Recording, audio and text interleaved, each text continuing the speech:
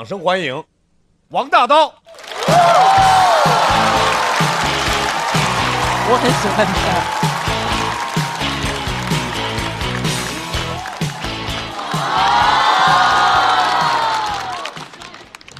你们的父母离过婚吗？没有就好。我父母离了，在我小学的时候，刚离婚那段时间，我妈总会上网听歌，感伤流泪，那些歌总是刮风下雨的。为你我受冷风吹，寂寞时候流眼泪，往事不要再提，人生已多风雨。四川本来就没什么太阳，出门是阴天，回家天气更差。从此我就有了长大之后讨厌的第一个男人，李宗盛。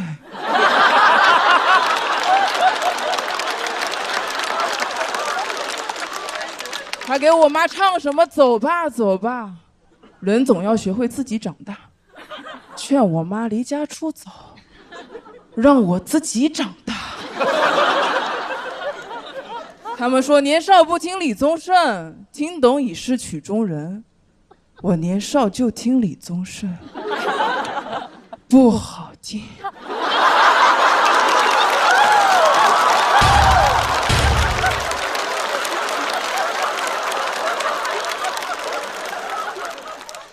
妈妈伤心，我就担心。晚上睡觉的时候，我就偷偷摸她的脸，看她流泪没有。她每次都说：“哎呀，没哭。”我说：“那为什么脸上有些地方是干的，有些地方是湿的？”她沉默了很久，说：“因为妈妈是混油皮。”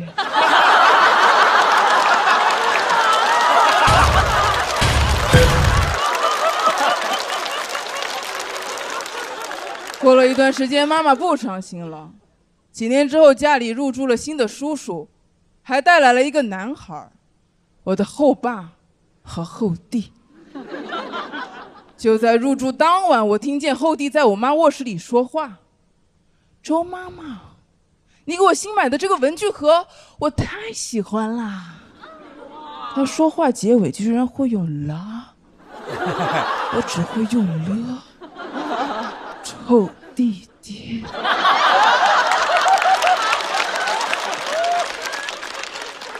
他察觉到了我的不满，马上说：“姐姐，周妈妈已经爱你这么多年了，她从现在才开始爱我。”哎呦，你们遇到过这么强劲的敌人吗？他才10岁。就这么八面玲珑，油嘴滑舌，他长大会怎么样？我现在知道了，他会成功。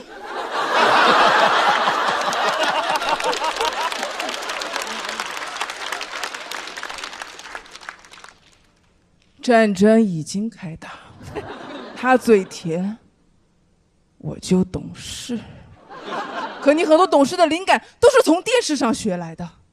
我走进卧室就说：“妈妈，洗脚。”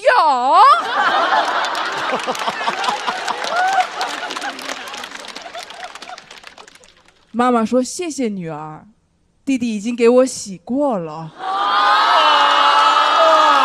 ”No， 崩溃了。洗过了，摇晃的洗脚盆。我说：“所以我要再给妈妈洗一遍，弟弟洗的不干净。”弟弟说：“你的意思是妈妈的脚特别的脏吗？”心机怪。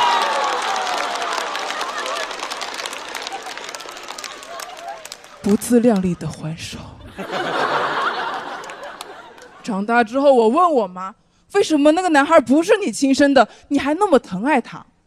我妈说：“因为他嘴特别甜，嘴甜就能激发更多的母爱。”我简直追悔莫及。出生之后说的第一句人话就不应该叫妈妈，应该叫美女。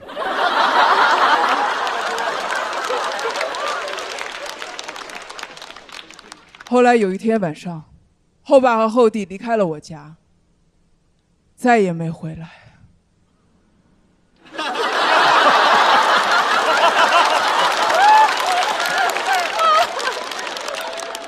妈妈很难过，我也很难过。想让我妈心情好，可她心情太好，我又担心家里面又要来人了。我要掌握她的动态，我要知道她每天去哪儿，干嘛，跟谁，以及跟谁去哪儿干嘛。她一开始还回答我，后来说：“哎呀，妈妈忙着呢。”居然敢顶撞我了！我看他翅膀是越来越硬了，不告诉我，我就自己查。翻口袋，犯法吗？翻抽屉，犯法吗？我跟踪他，被发现了。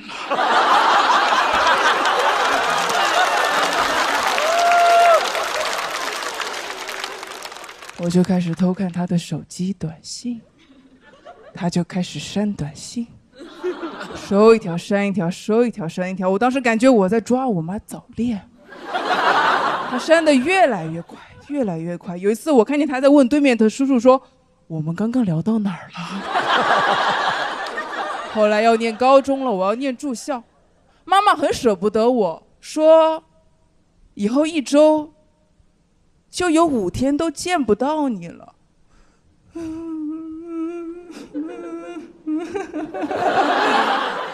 我当时不知道我妈在笑啥，直到10年后的最近，我才知道我妈到底在笑什么。最近我们开启了演员合宿生活，我被迫和一个高中生住在一起。高中生的问题实在是太多了。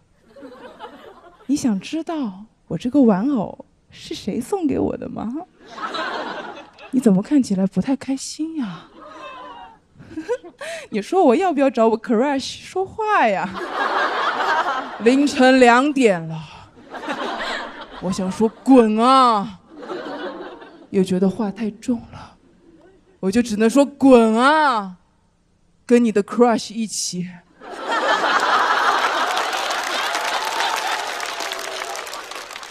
他每天都想知道我去哪儿、干嘛、跟谁。我好想放一首李宗盛的《梦醒时分》。有些事你永远不必问，有些人你永远不必等。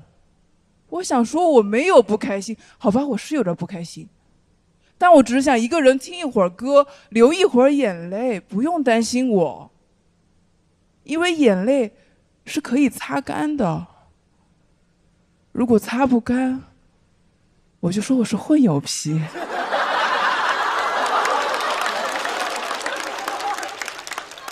唉，年少不听李宗盛，听懂已是我母亲，听懂，掌声。啊，别杀我！又想哭一把了。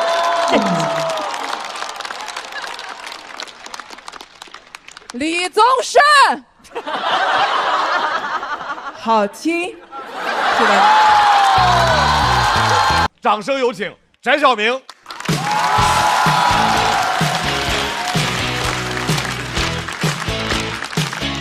哎 ，Hello， 大家好，我是翟晓明，大家晚上好。特别开心给大家讲段子，然后自我介绍一下吧，我叫翟晓明，是一个山东人。今天想跟大家聊聊我爸爸。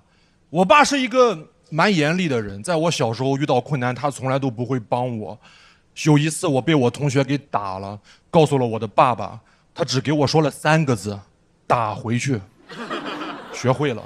有一天我看到我的爸爸在我的面前摔倒了，我说站起来。我爸站起来，然后打了回去。我爸真挺严格的，他还会控制我的兴趣爱好。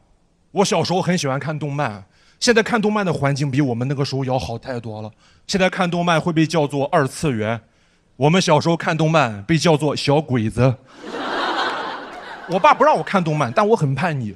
有天我趁我爸上班不注意，我买了一堆美少女战士的海报，贴满了我的房间。我当时想代表月亮消灭我爹。我爸回来之后疯了，他冲进我的房间，嚎叫着跳到了我的床上，当着我的面把那些海报全都撕下来了。我在旁边我都看傻了，我说我的妈呀，手撕鬼子啊！而且在我小时候有一档教育类综艺节目，对我爸爸的影响特别的深，叫《变形记》，大家知道吗？哦，都知道啊，就是把那个城里的富二代送去农村，跟农村那种比较贫苦的孩子这么做交换。我爸看完那个节目非常激动，看完之后每天见我第一句话就是：“翟孝明，我真该把你这样的送去参加一下变形记。”我说：“好呀，爸爸，我也想去城里看看啊。”我不理解他怎么把自己带入到城里的家长了。我跟城里那些富二代完全不一样，那些节目里的玩的富二代，他们打架斗殴，甚至敢打家长。我在我们家被家长打到变形。但我爸非常喜欢《变形记》，其实长大之后我才明白，《变形记》这个节目当年播放的时候，不仅是给我们孩子看的，也是给那帮家长看的，因为他给家长的教育失败找了一个非常好的借口。我爸看完《变形记》，他就觉得他之所以教育不好我，就是因为他太有钱了，他不该让我过上幸福的生活。从那之后，我在我们家里过得舒服一点儿，我爸就难受的要死。我在家里看个电视，我爸从他的房间里跟个鬼一样飘出来了。哟，农村的孩子他们能看电视吗？我有次买了个汉堡回家吃，我爸彻底疯狂，说：“哟，我真该让《变形记》这个节目组来拍拍你这奢靡的样子。”就我爸看完《变形记》，他就一个想法，必须得把我送到农村去。在我10岁那年暑假，他联系了一个远房亲戚，要把我送到农村待7天。去之前，我爸特别看不起我，甚至嘲讽我，说：“翟孝明，就你这样的去了农村，你连厕所你都不会上，你见过什么叫旱厕吗？”我去了农村之后，亲戚对我说的原话是：“哎呦，谁家这么穷了还用旱厕啊？”我爸小看农村经济的发展了。我和我爸去亲家第一天，被亲戚的富裕程度震撼到了。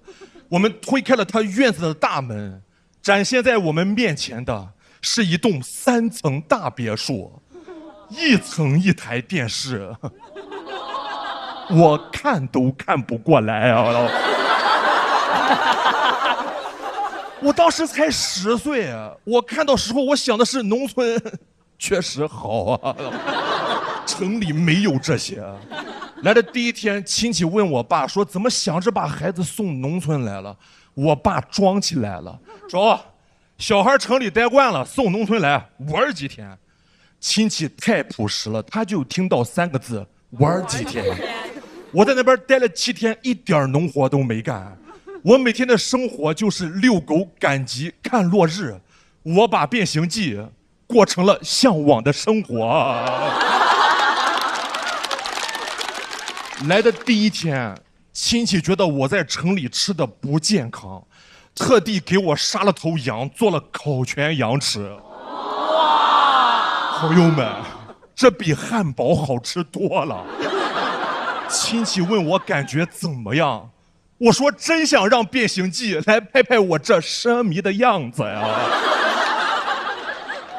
不止亲戚招待我，他怕我玩不好，找了个年纪跟我差不多大的孩子，带我在农村深度体验、深度游玩。农村的孩子都比较野性，比较自由。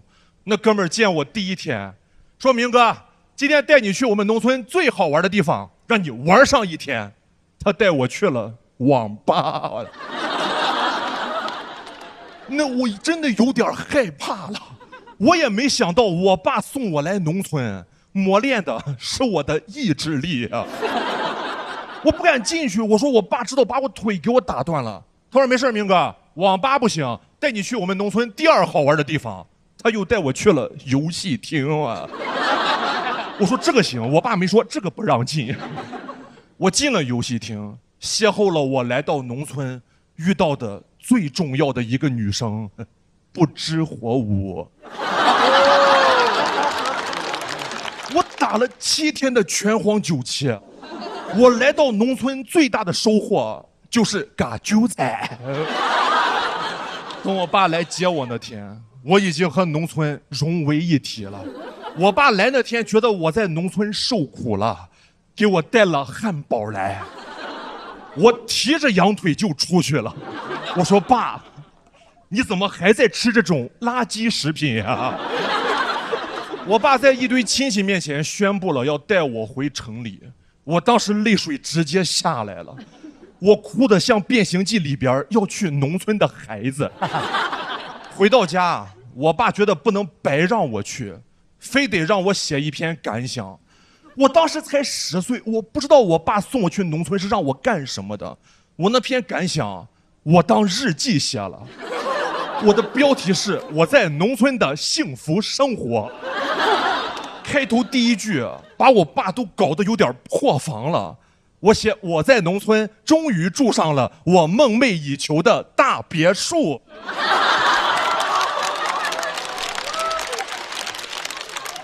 现在《变形记》已经停播了，我其实觉得蛮可惜的，完全没有必要停播，咱可以与时俱进改变一下。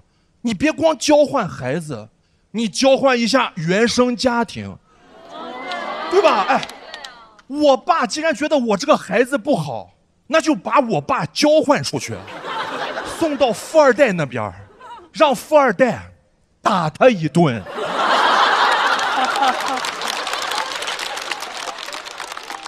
等到我爸被打了，我就可以替小时候的我对他说出那3个字了：打回去。将士下人民，谢谢。掌声欢迎世越。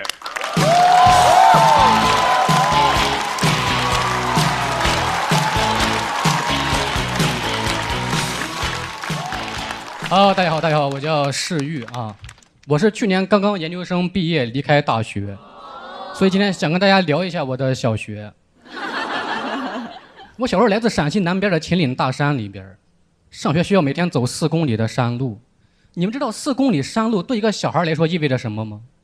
太好玩了，那路上可以上树下河，每天到学校最大的感受是，终于能坐下歇会儿，玩得太累了。我们的教育理念就是玩累了咱就学一会儿休息一下，而且你必须休息好，因为放学回去还得玩呢。同学说你这不强行美化山路自我欺骗吗？其实你小时候肯定很羡慕城里小孩，说实话真不会，小时候没见过城里小孩。你们这城里小孩根本不知道每天上学玩4个小时是几个小时，因为你们根本没有玩过。我感觉我们上学那就是每天翻山越岭赶去学校聚一下。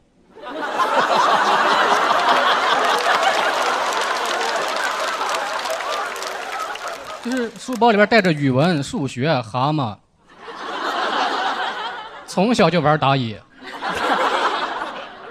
但我们还是很看重教育，我们当时上的都是20个人的精品小班儿，因为村里边就这么点人了。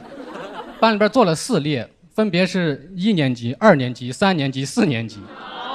就你们的大学校是一个年级有好几个班，我们是一个班有好几个年级，那个分布是大杂居小聚居。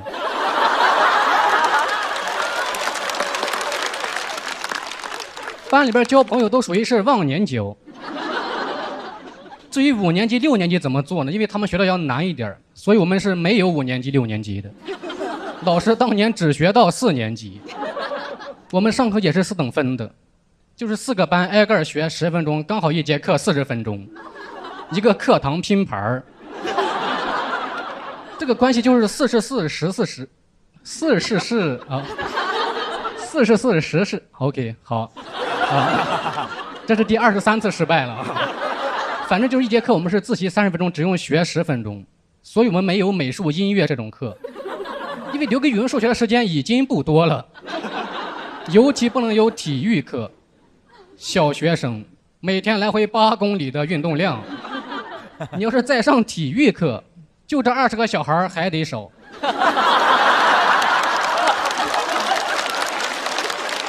每天来回8公里来读书，都说读万卷书不如行万里路，但是行路难，行路难，它难于上青天。但是一行白鹭上青天，白鹭是24节气之一，是不是跟不上了？跟不上就对了，这就是一个教室坐4个班的感觉。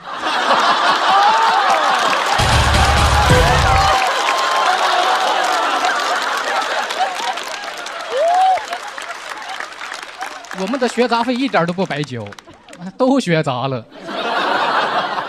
我们上课最难的是要做到两耳不闻窗内事，因为窗外真的很安静。学校为了鼓励我们，在墙上写着“知识改变命运”，但是有一次下场大雨之后，墙上只剩下2个字儿“命运”，下面还有红漆往下流，感觉命运老惨了，而且那个命运的命啊，特别长。当时感觉命运是又惨又长，我们都决心要改变这种命运。我同桌说他长大以后想做防水。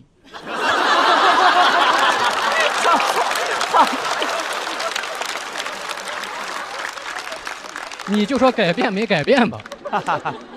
我是决心要好好学习的，但是最烦是亲戚老爱问你，说考班里第几名啊？这个真的很难回答。我不知道怎么定义我们的班里。你看有人还是跟不上，我跟你们这城里人说不明白啊。因为我们班里有4个赛区。想想我说我是年级第1，他说那在你们班呢。不是，一般人是问不出这种找茬的问题的。正常情况下，年级第1肯定就是班级第1，但我们这儿确实是班级比年级还要大。我说班里也可以是第1，但是同时还有4个并列第1。2年级之后，我爸让我转去镇上，给我说什么穷啥不能穷志气，穷啥不能穷孩子，穷啥不能穷教育。我听完想说，爸，穷啥呀？他不能穷讲究。怎么穷人说法这么多呢？本来我就不想去镇上，但是我那会儿年龄小，就是胳膊是拗不过大嘴巴子的。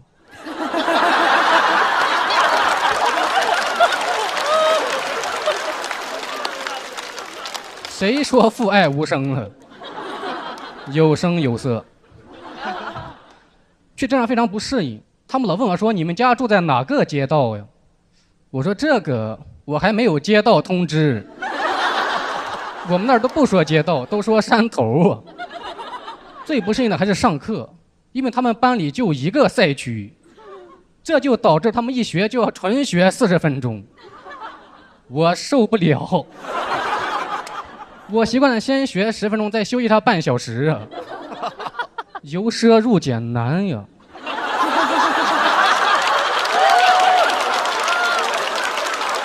因为我上过村里的正规小学，我觉得我肯定是跟不上了，但也不是我装啊，期末考试又是年级第1，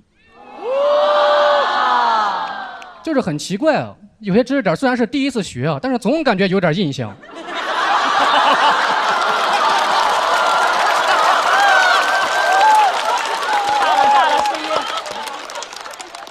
然后班里之前那个第1很疑惑的过来问我，说你是从市里边转过来的吧？我说我从山里边转过来的。他说现在山里发展这么快吗？那你一定学得贼刻苦吧？我说不是刻苦，是课多。我1节顶你4节。然后真的也不是我装，从这儿之后我就开始蝉联年级第1，直到5年级。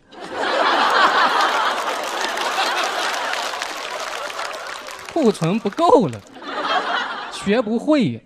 我也是第1次接触5年级，一点印象都没有，因为我学习走的是印象派。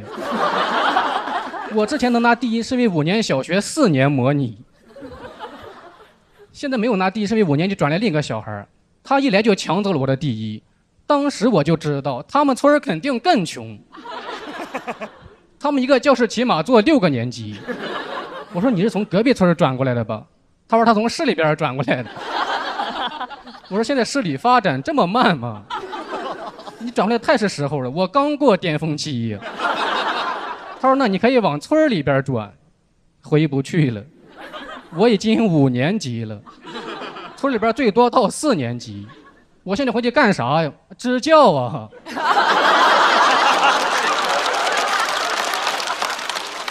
但是其实我是真的回不去了，因为在我转走的第2年，学校就倒闭了，教室都塌了，因为没有做防水，孩子们都转去镇上了。但是我小时候真的在山里边特别开心，如果有机会可以让我重新回到山里边上学的话，我不要这个机会，因为我现在觉得小时候过得还挺苦的。但我也不是否定小时候的开心呀，只是视角不同罢了。现在是1.7米的视角，我站在小时候1.1米的视角，那时候的状态就是穷啥呀，他就要穷开心。哎呦，真的就像大老师这歌词里边写的，小小的人儿啊，他抓蛤蟆，天天就爱穷开心。小小的人儿啊，他改命运，嘻嘻哈哈只能穷开心。谢谢大家，我是世玉。掌声欢迎陆恒。陆恒加油 ！Hello， 大家好，我叫陆恒，我来自广西柳州。不用猜了啊，就是一家螺蛳粉店的老板。现在店里每个月扣除固定的3万开支以后呢，还能足足净挣4、5千。收入可以跟店里的阿姨对比的话是平分秋色，地位也是平起平坐。生意很一般，但是有一个幸福的家庭，有一个2岁的女儿，非常的漂亮。其实她的漂亮跟我有很大关系的，主要是靠长得不像我。我挺害怕每次带她出去玩的时候，特别是在电梯里面的时候，总有人会忍不住问：“你女儿？你女儿？”我说：“对的。”然后她说：“哇，宝贝，你运气好好哦。”有些人更过分，问你女儿，我说：“对的。”然后她就拍着她的老公，她说：“你看。”然后就不说话了。她老公也不知道该看哪，因为接下来的话很难听。我无所谓，任何人觉得我女儿长得不像我都无所谓，我也拦不住，对吧？但这个人不能是保安，因为他觉得不像，他会拦住我。有一次1岁的时候，我带我女儿去商场玩，那天回去她哭得非常的厉害，保安就过来问我：“先生，为什么这个小朋友哭得那么厉害？”当时我非常的生气，我说：“你不会觉得我是人贩子？”然后他就叫我不要把话说得那么直接。他说：“那你怎么证明你女儿是你女儿？你能让她喊你一声爸爸吗？”我说：“她都还不会说话。”他说：“那没办法，你只能等。”我说：“等什么？等她会说话啊？”他说：“等警察来。”后来警察跟我老婆都来了之后呢，确实证明我女儿就是我女儿之后，警察说的第一句话我也很震惊，他说：“人不可貌相啊。”后来他知道搞错，就一直跟我道歉。他说：“对不起，浪费你的宝贵的时间。”我说：“你不用跟我道歉。如果我今天真的是一个人贩子呢，对吧？你也没有私心。”他就笑了，他说：“如果你真的是人贩子，我年底可能就转正了。”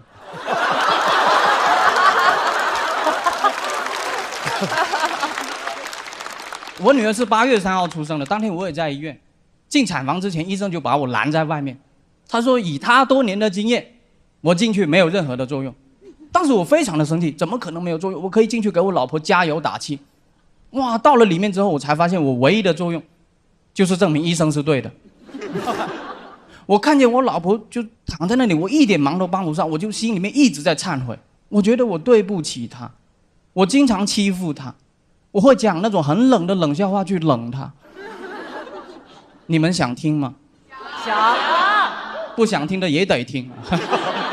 我问他：“你买过恶活吗？”哦火。他问我什么是恶活，我说恶活就是上小学的时候，有人用火柴盒会装一只会飞的虫子，2毛钱一个，你给他2毛钱，然后他把火柴盒递给你，你打开那个盒子，虫子就飞走了，然后你就恶活。哇！我当时满脑子都是这个冷笑话，满脑子都是恶活。哦吼，医生就问我在想什么呢？我当时随口说了句，我说哦吼。他说你也别哦吼了，你都进来了，你跟宝宝聊聊天，他能听得到。我说我不知道说什么。他说其他的爸爸一般会说宝贝你赶紧出来，以后爸爸带你去买糖葫芦。我说那我懂了。我说宝贝你赶紧出来，爸爸以后带你去买哦吼。医生当时就很震惊，问我什么是买哦吼。再讲一遍，加油！然后我又把这个冷笑话完完整整的告诉了他，他听完之后就很有礼貌的叫我滚出去。不到10分钟，我女儿就出生了。她打开那个门，她说：“来，哦吼，过来，过来，过来。”然后开始数我女儿的手指、脚趾，1、2、3、4、5 ，OK， 没有问题。然后开始拍了她一下，我女儿哇就哭了，她就跟我说：“啊，孩子没问题，赶紧去充钱吧。”什么？就感觉好像刚才他帮我激活了一张卡，知道吗？拍了一下就激活成功了。你们就会觉得养小孩子会花很多钱，对吧？No， 不好意思啊，美国口音比较重啊。我不这么认为，因为他能花很多钱的前提是得我们有很多钱。我在柳州生活，1个月就4、5千，他能花多少？花完就4、5千，而且孩子吃的也非常的少，超市还有那种试吃的，我经常带他去。你们也会觉得养小孩子会浪费掉我们宝贵的时间 ？No， 你们忘了吗？我1个月就4、5千，那些怎么能算是宝贵的时间呢？我算了一下，1个小时就5块4毛钱，都没有充电宝贵。养小孩子确实是花掉了我们的时间跟金钱，但是也是有好处的。你妈永远都不会再催你。我妈以前经常跟我说：“哎呀，现在也退休了，不想玩麻将，就想玩玩小朋友。现在国家政策那么好，生了就给你带。”自从她带了我女儿2年之后，突然有一天她跟我说：“儿子，我想玩1天麻将。”我觉得我老婆生我女儿非常的辛苦，我有时间我就会多带我的女儿。我发现最大的好处竟然是我找到了我自己，哇，找到了那个曾经快乐勇敢的我。因为我发现我女儿每天都很勇敢，每天都很快乐。我们现在长大了，已经变得没有那么勇敢了。我现在都很少敢说爸爸我爱你，除非我经济很困难的时候。我现在跟我女儿玩久了，我也变得非常的勇敢。我敢做我小时候才敢做的动作。我推着她的婴儿车在公园跑的时候，他转头跟我说：“爸爸，你可以像孙猴子一样。”真的，朋友们，我放飞了自我，我推着他的婴儿车，这边再来一遍。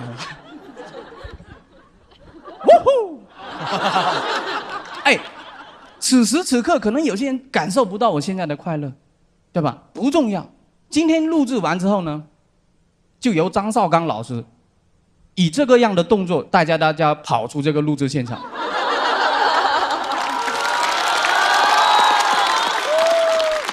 哎，你一定会很开心、很快乐，好吧？因为那个就是曾经的你。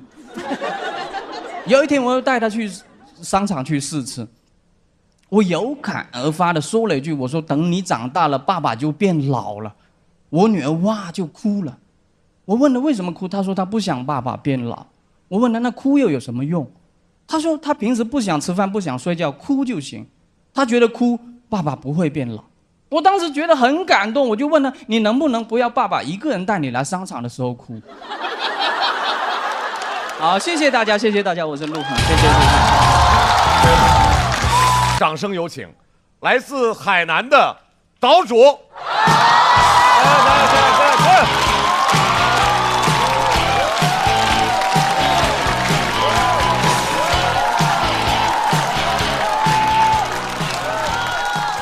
谢谢你们。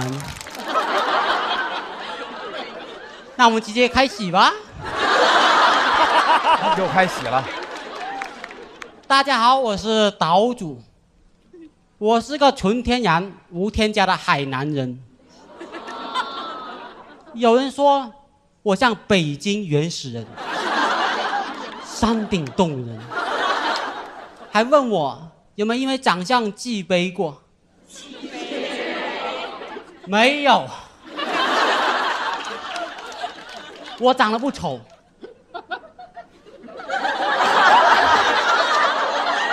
谁在质疑？谁在笑？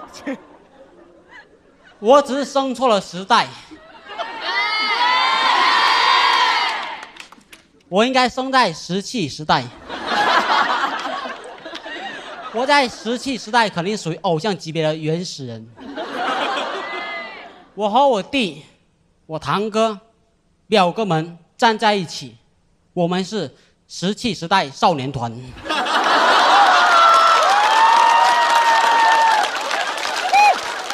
前段时间，我看到个原始人电影《北京人：人类最后秘密》，招募长相原始人的演员。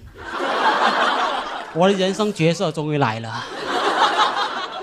初试，我走过去现场问一下怎么报名，就通过了。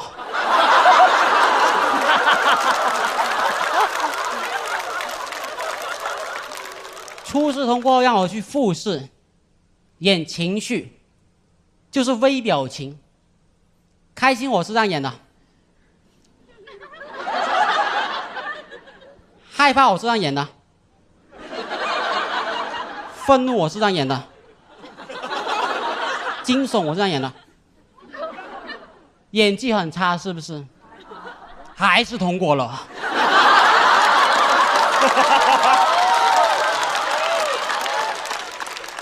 你们有被自己的天赋吓到过吗？导演说长得太像了，长得就像会用石器生活的。这句我翻译过来就说我长得像不会用电器生活的。导演对我一见如故，热情要送我回家，问我住哪儿。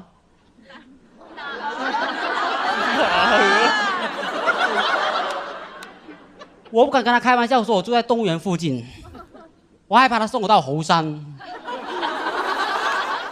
复试通过，我发现选上人都跟我长得差不多，个个都像我部落失散多年的兄弟姐妹们，让我们学习培训怎么当原始人。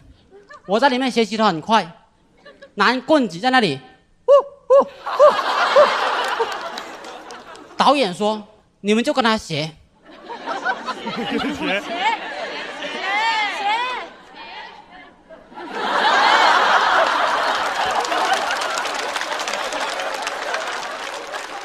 谢谢你们帮我翻译。导演说你们就跟他学，他是原始人教科书级别的演技。制作武器，让我们把石头打出锋利的石刃，绑在木棍上用来打掠。我不知道上海公路怎么回事，我在海南讲普通话他们都听得懂的。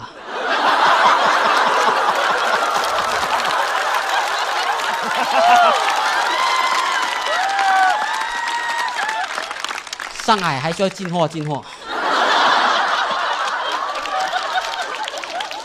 没戏没戏，我们继续吧。继续。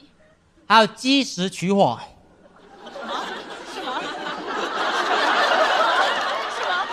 积石取火就是两个石头互相敲击，迸发出火到火绒上。我觉得麻烦，偷偷拿打火机就点燃了。导演还夸奖我呢，这个原神真聪明。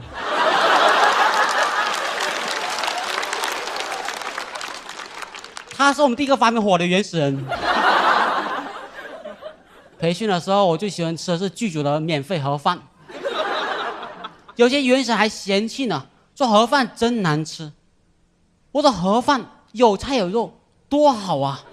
能吃饱我也很开心了。我连欲望都很原始。今天来到脱口节目组，不仅有免费盒饭，居然还有茄黄吃。番茄是个宝，茄黄错不了。每一桶茄黄都有约一颗阳光番茄在里面，番茄汤底酸甜浓郁，茄黄，我在原始部落哪见过这种好东西啊？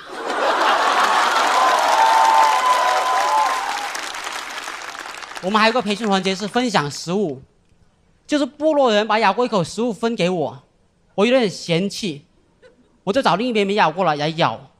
导演看到了，跟我说：“原始人是不会觉得脏的。”我说：“导演，培训的时候不用真吃吧？真人在真吃，真把我当原始人了。”我都害怕，我说不会到时候截片抽肉给我截是贝壳吧？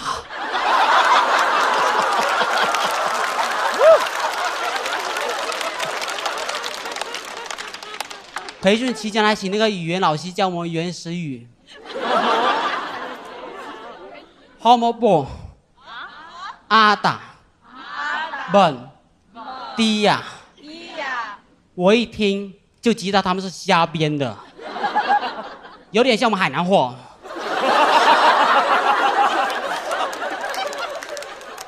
老师教我原始语，但我说海南话还是通过了。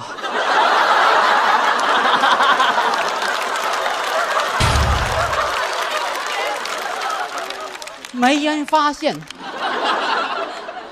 老师还问我呢，哎，你怎么每次原始语都能说的一样啊？我说海南话我当然说一样。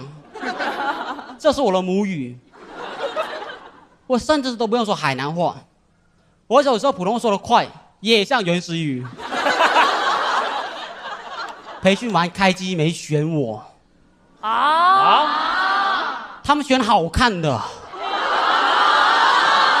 啊，我说怎么到17时代也卡颜啊？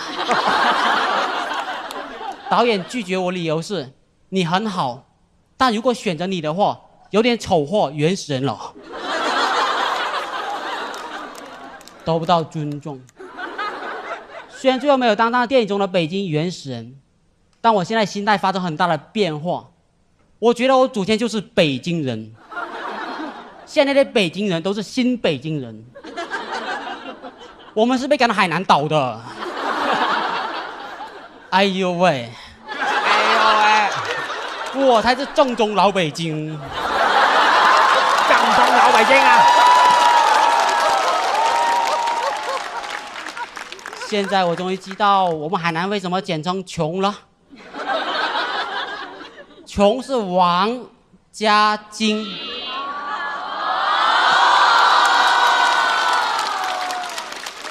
京城的王子，京城的王子。我们这是在隐姓埋名，总有一天我们会去北京拿回属于我们的山顶洞。我们祖先是最早一批逃离北上广的。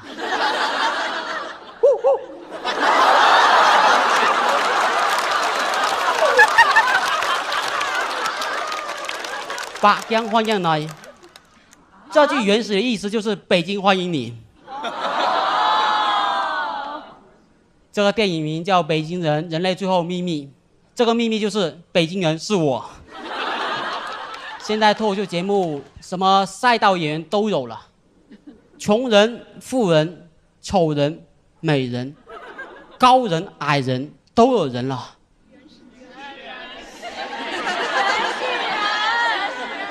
没戏没戏，我是智人。谢谢你们，我是岛主，我要直立行走下台。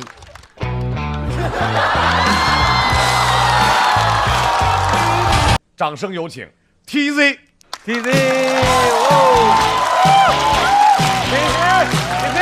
红中红中。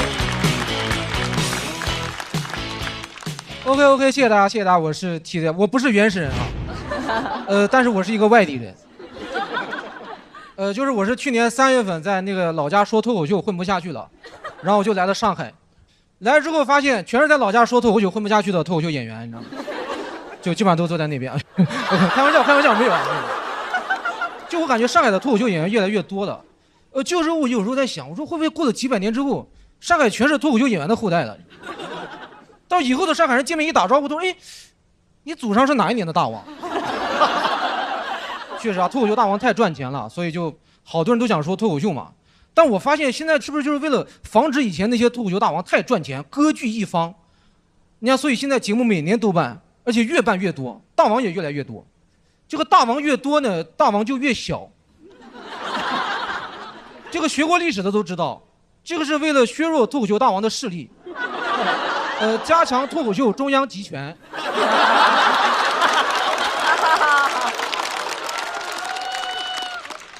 他有一个专业的名字叫脱口秀推恩令。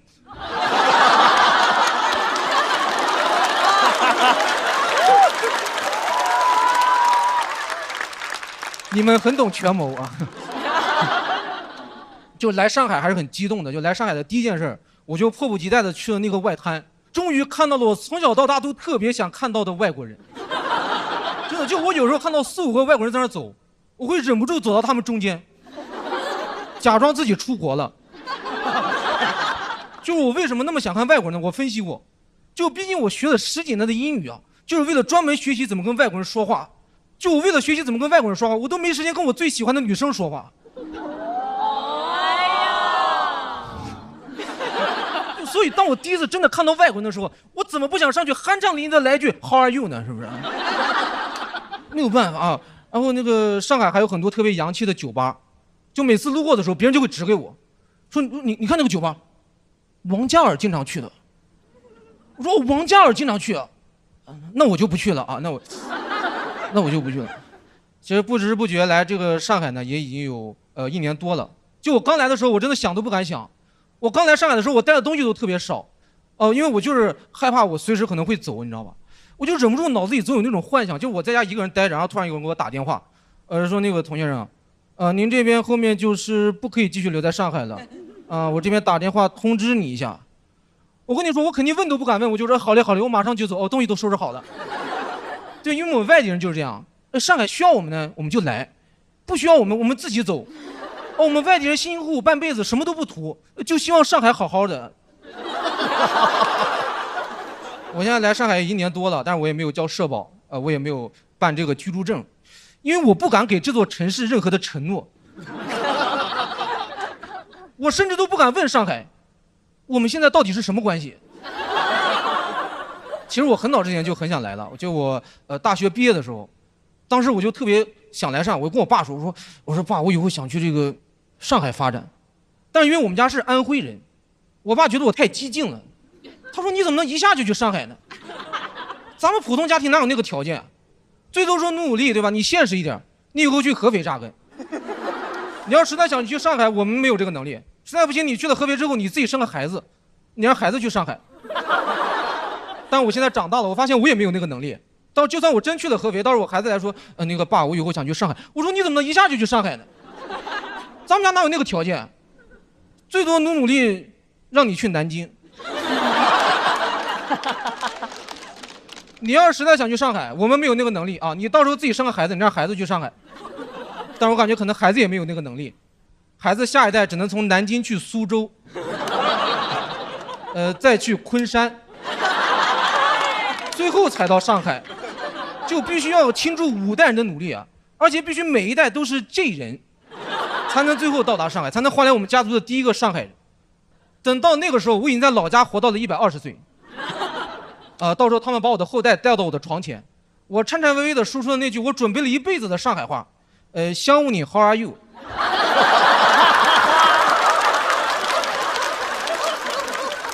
其实我特别能理解我爸为什么这么说，因为我老家本来是这个安徽六安农村的，对，也是我爷爷那边呢，特别想去这个省会发展，也是经历了1代人的努力啊，最后终于千辛万苦到了安庆。安庆是我们安徽清朝的省会，现在省会是合肥。就本来1代人就可以完成从地方城市到省会的迁徙，就省会一下子改了，中间就出岔子了，你知道吗？我们这一代人就是被耽误了。我本来都可以直接去南京的，我现在还要先去合肥。其实我本来也没有说要一下子就去上海，就我毕业的第2年呢，我爸就用家里所有的积蓄帮我在合肥付了首付。我也是准备这个脚踏实地，按照家族的计划，从这个合肥人开始当起。就刚买完那套房，房子跌了几10万，就我当时在家里就特别难受，就本来5代人能到上海的，这下又出岔子了，又要增加2代人。而且我很难活到170岁，你知道吗？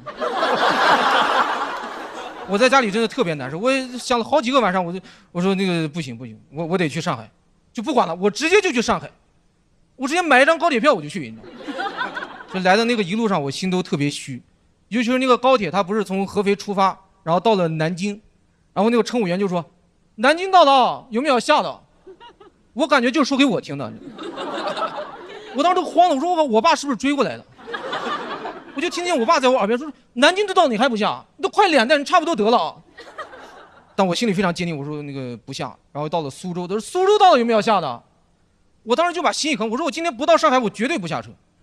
然后最后终于是到了，出了高铁站，我看到大大的上海2个字，我都有点恍惚。我说我怎么一下就到了上海了？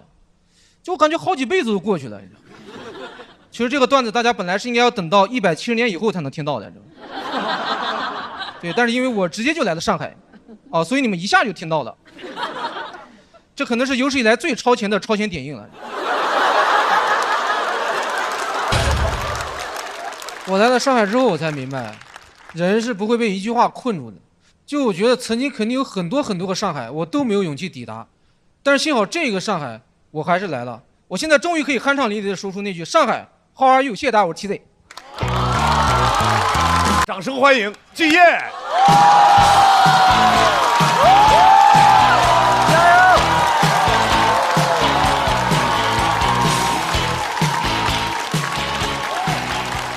大家好，我是季烨。因为刚刚说要讲月子2嘛，去年6月份我老婆预产期到了，月子中心跑路了，我们家被骗了3万5。我在节目上也讲这个事儿了，哎，真不能低估咱节目的影响力啊！1分钱没要回来。当时时间特别急，只剩一家比较贵的月子中心可以选了。经理问我您怎么支付，我看了一眼价格，我说可以首付。但是贵有贵的道理，环境很好，月子餐遵循的都是16+8，16个荤菜8个素菜。你们也是没吃过好的，说实话，但确实太丰盛了，是我懂你们的感受，但我都害怕，我是害怕我的体重变成我媳妇儿的2倍。就她坐月子，我做个棚子。服务也没得说，但是没有必要。孩子刚出生就派人去医院接孩子，2个1.9米的保镖啊！我说这真的有必要吗？会有人来抢孩子吗？不是都没人要孩子吗？我当时感觉我钱白花了，我就是感觉我雇了2个保镖来抢我的钱。仪式感也很足，但我知道所有的服务都标好了价格。刚到门口，工作人员手捧康乃馨说欢迎欢迎，我听到的只有来财来财。我们到了那个房门口，经理说让我们迎接郑雅欣和王继业之子。之子可太神圣了啊！但那个价格可以更神圣一点，经理完全可以从我手里接过孩子，举过头顶啊，那子笨呀，哇啦哩吉娃娃。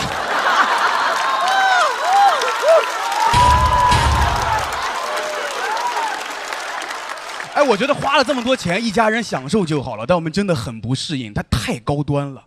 就我们一家属于误闯天家。像自费参加了1个月的变形记，那儿的生活离我们太远了。朋友们就这么说，我们的月嫂叫 Fiona。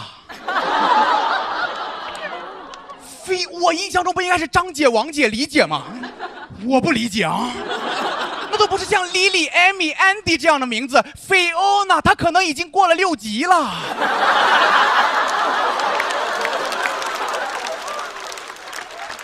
就叫这个名字，感觉他有一套自己的带娃方法。我怕他往奶粉里加咖啡，孩子拉裤子他只会喷香水儿，但实际上他很专业。菲欧娜叫这个名字，我都不敢让他干活。要是叫王姐，我可以说王姐，您帮孩子换一下纸尿裤。菲欧娜我会说您坐，我帮孩子换一下纸尿裤。而且月子中心总给我们出难题。入住的第3天，让我给孩子夜读。我说孩子不已经睡了吗？啊，菲欧娜说建议我读英文版的志向树，中文我都没有读过呀。哎，我都不知道怎么翻译。你们知道志向树怎么翻译吗？志向树怎么翻译 ？Two elephant tree。而且孩子真的能读懂志向树吗？我想改编志向树。我说志向树下志向果，志向树前你和我，志向树下做游戏欢乐。你们很有智慧啊！你的童年我的童年好像都一样。我老婆说没事儿，你就改编，你就勇敢的吹，大胆的吹。我说你想说的是不是踹呀？是不是？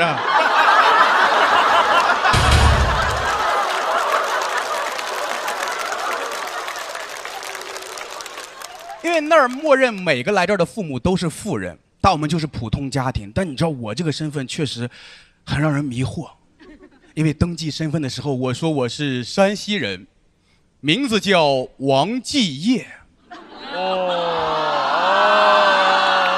很难不让经理多想啊。一直这两个条件能求出什么？他求我再住半年，但我们没钱。我是害怕这里的人看出来。我怕我一些勤俭节约的小习惯会暴露自己，因为月子中心的拖鞋是一天一换。朋友们，真的很想往家拿呀，质量太好了，天鹅绒的鞋面厚实软糯，棉毛的内里回弹饱满。我不是爱吃拖鞋啊，就是我在跟你们描述有多棒，因为以前住酒店我都拿的。我对一次性物品的尊重就是一次性拿走。我的 MBTI 是胡彦斌，我要的全拿走。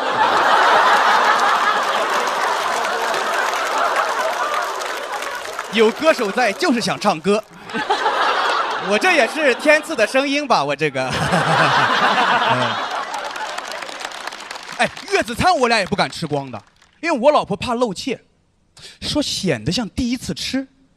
我说咱不就是第一次坐月子吗？他让我们每顿都要剩一点。他说中午这8块排骨咱们就得剩2块。我说为什么？他说剩1块有点太刻意了，剩3块怕他们以后只给我们上5块。高等数学你知道吗？学吧。但我知道这样不好，但人在那个环境里面就没有办法。我们就想扮演一对不珍惜粮食的牛妈宁。而且我觉得有钱人是不会把东西吃光的，是吧？你们想，一个全是金融大佬的饭局上，马斯克会把隔夜蒜苔浇在米饭里拌着吃吗？比尔盖茨吃完鸡翅会一根一根会缩了手指头吗？肉掉地上了，巴菲特噌就捡起来了，说还能吃。别人恐惧，我贪婪。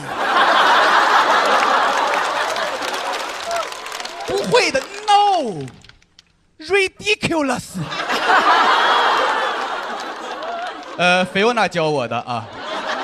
哎，在那里想吃麻辣烫，我也不好意思点，我怕格格不入，我怕别人看不起我。你们应该知道是谁，菲欧娜。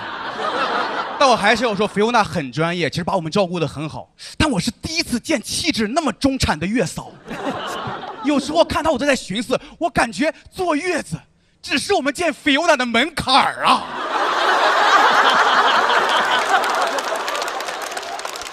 你知道为啥不好意思点？是因为外卖到了，前台会打电话通知，说王先生您好，刘文祥到了。我怕菲欧娜误会呀，是咱老家来人了吗？是啊。我说是的，请把刘先生请上来吧，别把刘先生撒了啊。最自卑的那次是月子中心组织了一堂爸爸培训课，我刚进会议室就感受到了人和人之间的差距，因为我当时穿的就是一件普通的短袖，但他们的衣服有点太上档次了。课上一半我就感冒了，我说被老前锋吹的呀，这是很难受，当时真的很难受。我低头看了看我的胸前，我说这就是我跟他们之间的 gap。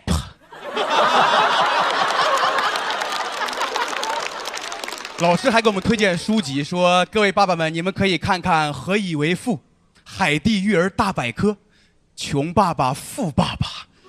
我说这本书怎么这么刺耳呢？本来我就敏感，我说你点谁呢？啊，我要是不来，你就只推荐富爸爸是吗？住了20天，我老婆说她都有点后悔了。我劝我老婆，我说咱不就是想追求更好的生活吗？我老婆说是，但感觉咱这个孩子就是含着金汤匙，但是喝着小米粥。我说小米粥怎么了啊？山西孩子就爱干口碳水，而且咱也是为了让自己舒服嘛，不然我们都没有机会体验这样的生活。我们得感谢孩子。老一辈总说，你知道爹妈为你吃了多少苦吗？我们就跟孩子说，你知道我们跟你享了多少福吗？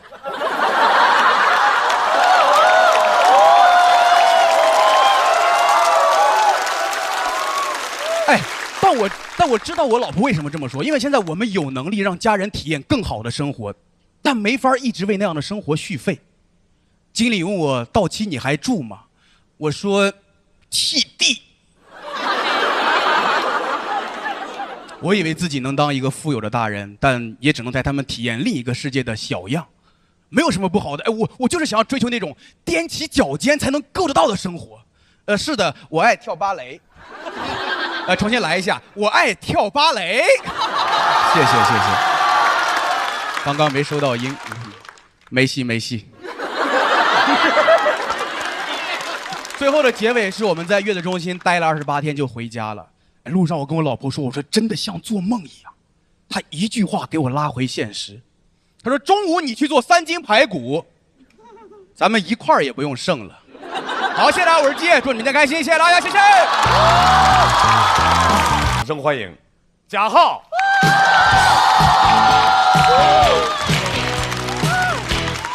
他穿着都不一样，帅了啊！ Hello， 大家好，我是贾浩。来吧，朋友们，比赛又开始了啊！我真的觉得每年比赛都很不一样，因为首先第一个，我想向校友团的老师们介绍一下，在你们面前的不是一群普通的观众，他们是全上海最会填问卷的200位朋友。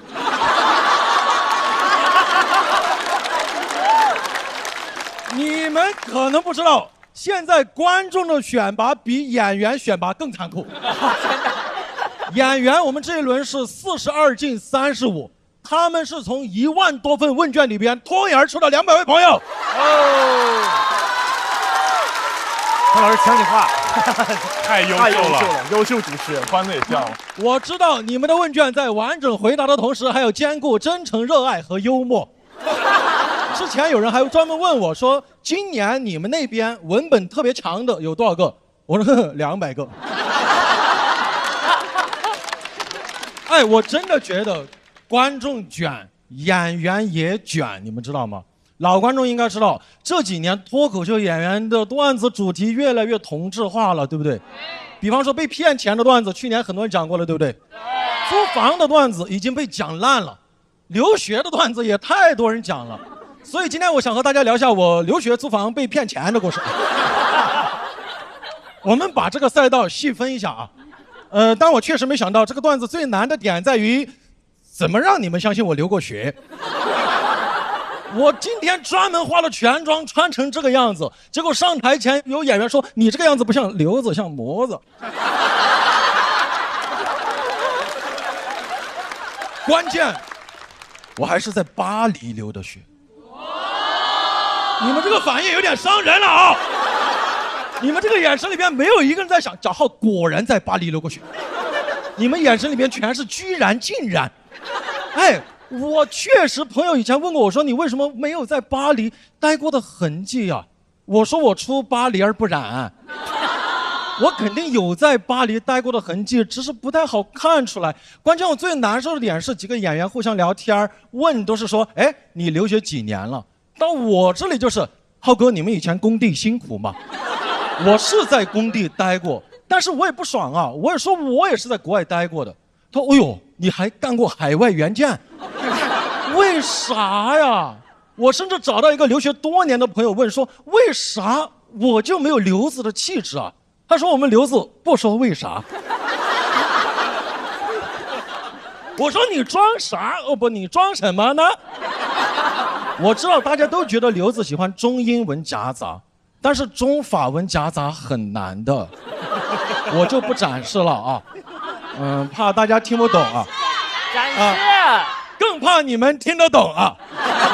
我就不装了，因为有很多留子在外面没待几天，回来就喜欢装，对吧？说什么我们纽约，我们伦敦，我们巴黎不这样啊。纽约、伦敦就是他们炫耀的资本，在我心里，巴黎从来不是炫耀的资本，巴黎是家。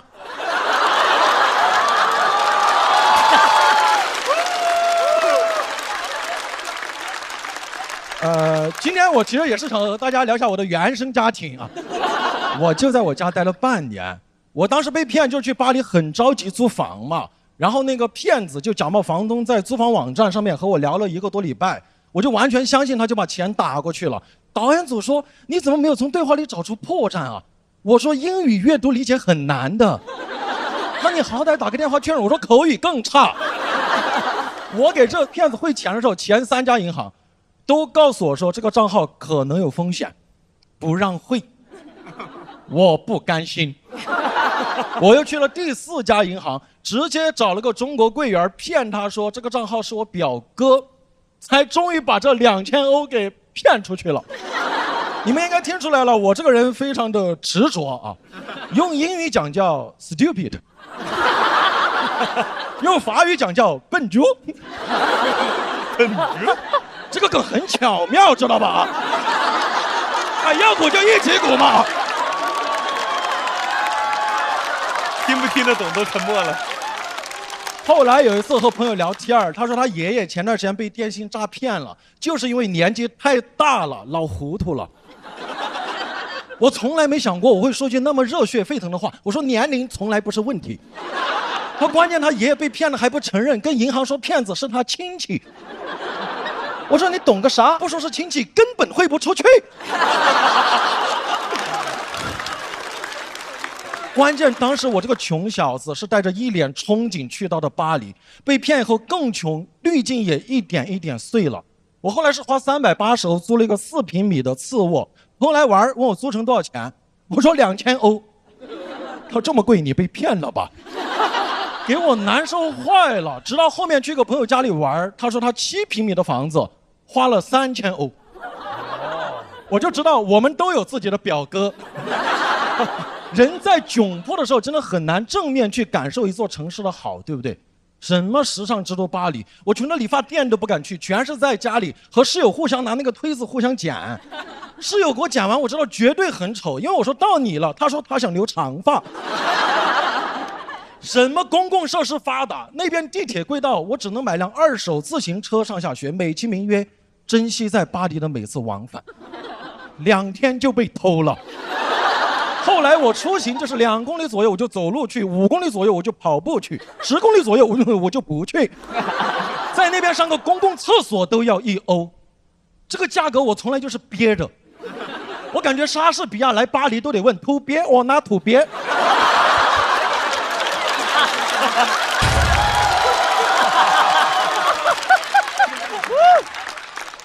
我不知道啊，我当时肯定是to 憋。我在巴黎半年多，只上过1次厕所，在外面啊，在外面啊，在外面啊。刚刚那个人啊，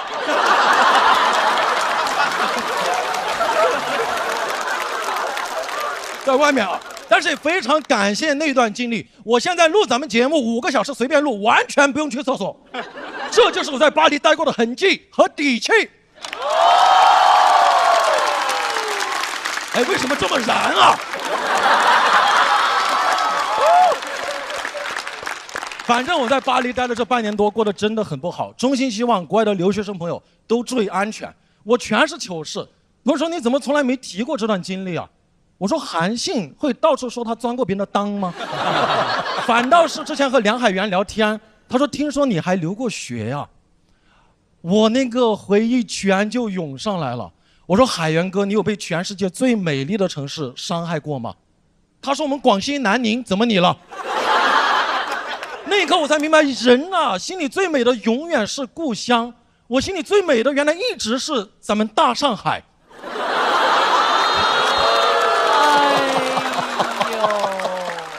后来在海源的反复提醒下，我想起来我是四川泸州的，最后发现他也不是南宁的。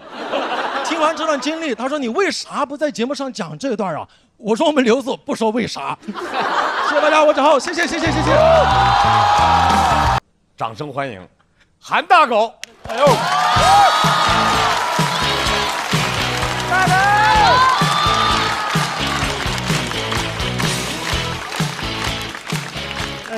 Hello， 大家好，我是韩大狗。韩大狗，谢谢，很激动。我最近一直在给贾浩的专场开场，难得有次机会在他后面讲。过去1年，我算是全职的专场开场嘉宾，市面上那些专场基本都有涉猎。我很好奇，那些经常买票的观众会怎么想我。评价童漠男这个演员特别有深度，贾浩特别有张力，韩大狗特别有时间。开场不容易的，我不光得换段子，还得换衣服。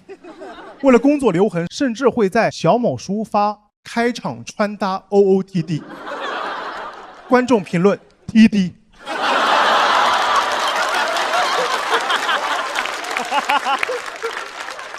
我算是比较注重穿搭，但仅限于脱口秀男演员里，全靠同行衬托。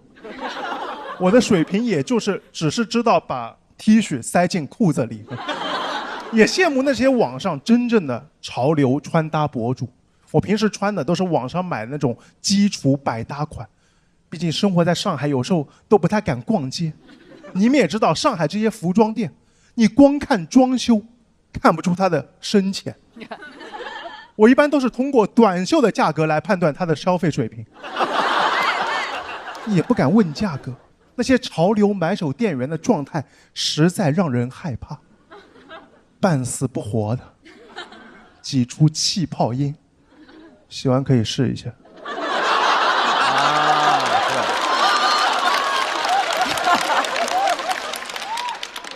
喜欢可以试一下。你嗓子不舒服你就治一下。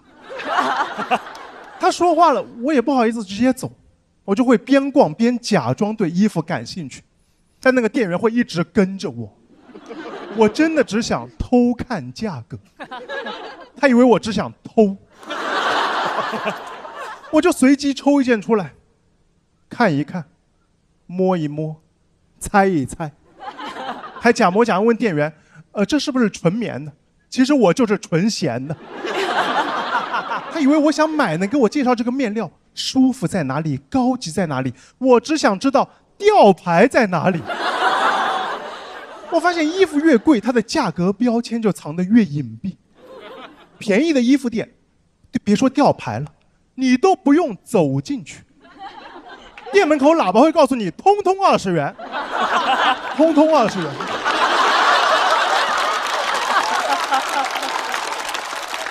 但是那种贵价买手店，为了找价签，得给衣服来个搜身，摸出来还不是一张纸，一本小册子，衣服有个户口本，干扰我找价格。第一页品牌 logo， 第2页品牌理念，第3页英文版品牌理念。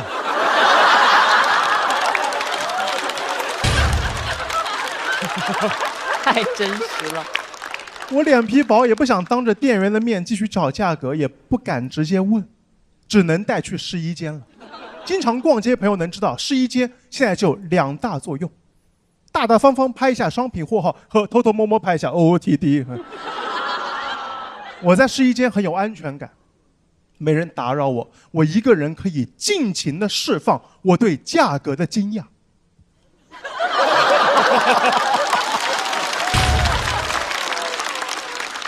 那一长串数字，我刚才以为是货号呢。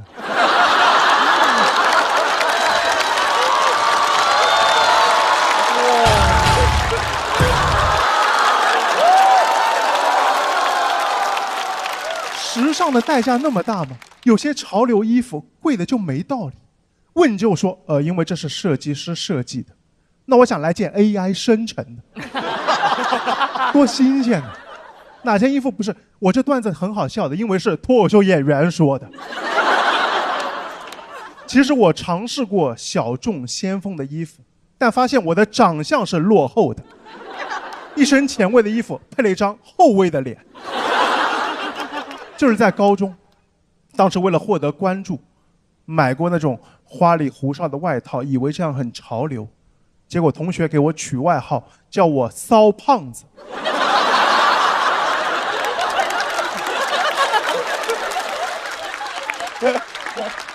这件事是我自卑的起点，很受打击。从那以后，虽然还是在意穿搭，但只敢穿黑白灰那种基础款，没有人再叫我骚胖子，就叫我小胖。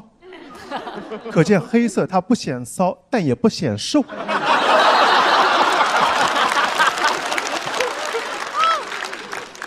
我就感觉青春萌芽的我刚想在潮流圈试探一下，但步子迈大了，骚胖子立马收回来。从此只敢在无人在意的角落，一点点小步往潮流移动。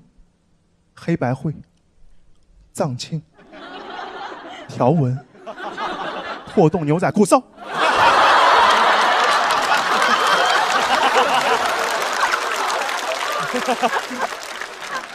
平时只敢穿百搭，穿百搭是我安全的退路，不出彩也不出错。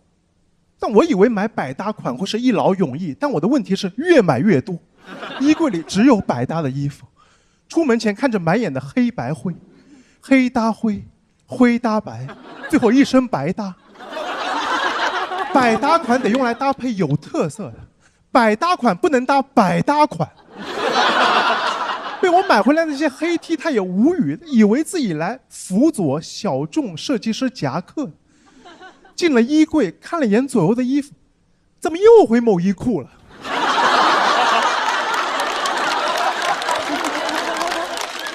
有时候看着这些衣服我也会共情，因为生活中我也是那种百搭的人。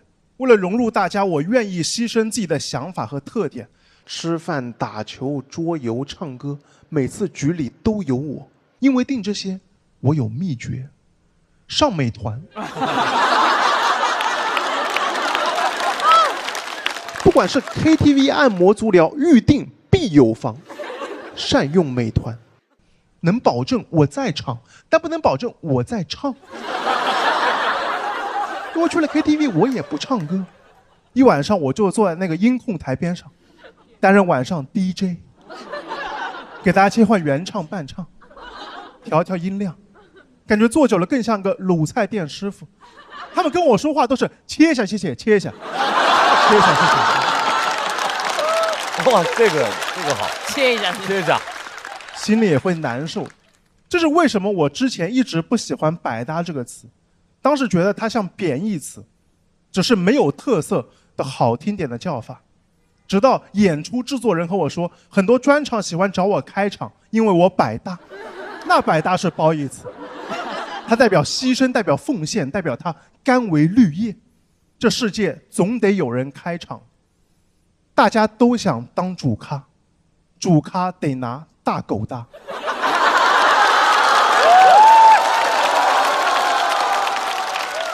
我也希望就这样一直演，有一天大狗也能当主咖。谢谢大家，我是百搭狗。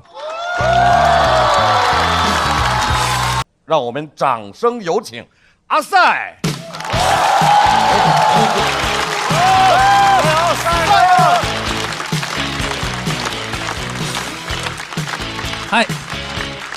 嗨，大家好，我叫阿赛。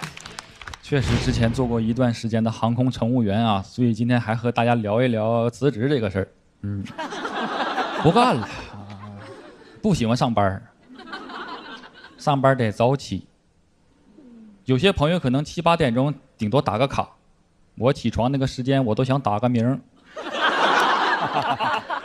早上3、4点钟就得出门，3、4点钟冬天的哈尔滨，我穿着羽绒服，拖着行李箱，站在街边等车的时候，路过的环卫工人大叔都和我打招呼说：“小伙子，回去给媳妇儿道个歉吧。”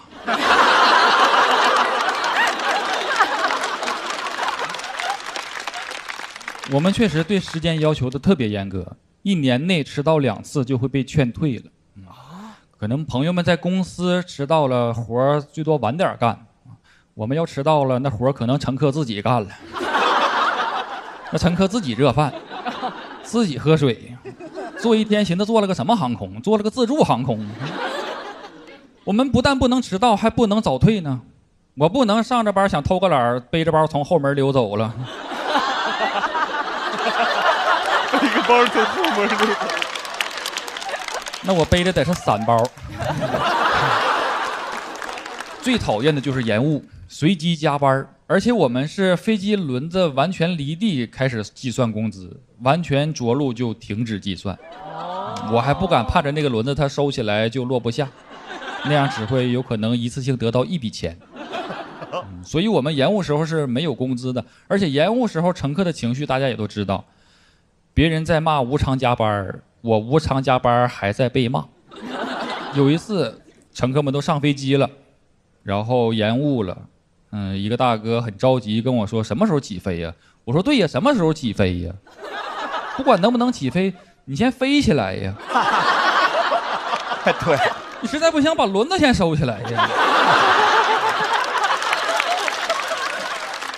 这么点毛毛雨都不敢飞，不行叫代驾吧。我说大哥你等着我去看看，不行我飞啊。大哥说别的小伙子没那么着急，你给自己倒个饮料冷静冷静吧。而且我也干不好这个，我也不适合干啊。乘务员嘛要有一定的亲和力啊，入职之前会培训假笑。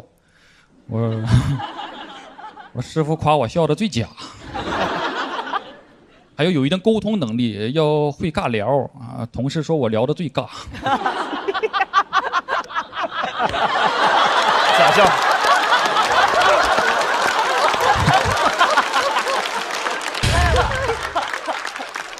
我师傅教我说，你跟乘客说话之前先笑一下，然后完全肯定他的要求。我学会之后上飞机，乘客和我说：“哎，这座椅好难受啊。”我说：“难受好啊。”乘客说：“这桌板吃口饭可真难呐。”我说：“也真难吃啊。”我师傅都不想带我了，说：“你笨是笨，你怎么偏偏不爱迟到呢？你说你实在不行，你挑2天晚点来呢你。”后来就接触到了脱口秀，我发现吐槽上班可比真上班爽多了。而且我第一次在东北老家上开放麦，我就得到了观众的认可，夸我有意思。观众听完了说：“这小子乘务员不想干了，想干脱口秀，真有意思。”这个太东北。确实，最开始脱口秀大家觉得只能当一个爱好啊，包括现在我有老同事跟我聊天说最近过得怎么样啊？我说我过挺好的。他说现在做什么呢？我说我说脱口秀。他说过得不好就说不好呗。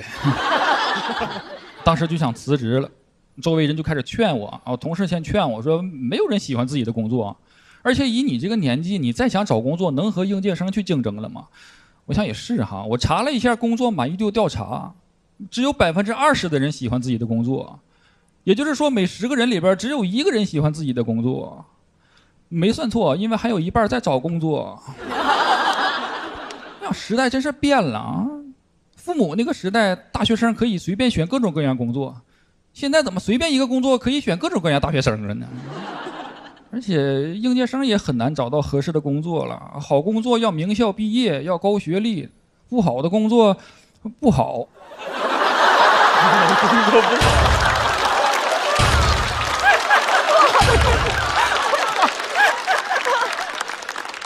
同事继续劝我说：“咱这个福利待遇也不错，你忍一忍，再干30年，退休就好了。”我想，我忍30年，我偷个飞机，顶多也就忍这些年吧。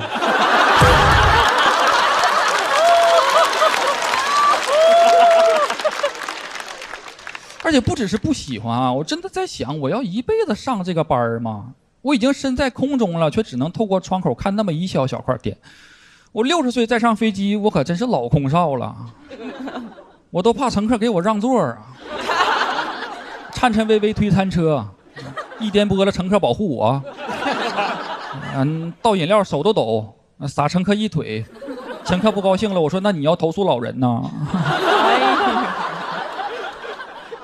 我觉得离职和离婚已经是30多岁人的2件人生大事了。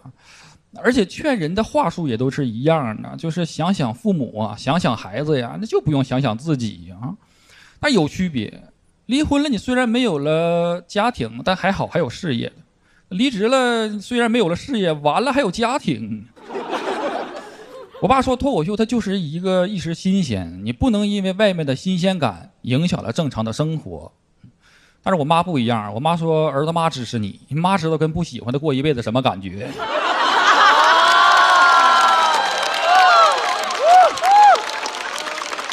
我说妈，咱聊的是我辞职的事儿吧？别我没了事业，我爸又失去家庭了。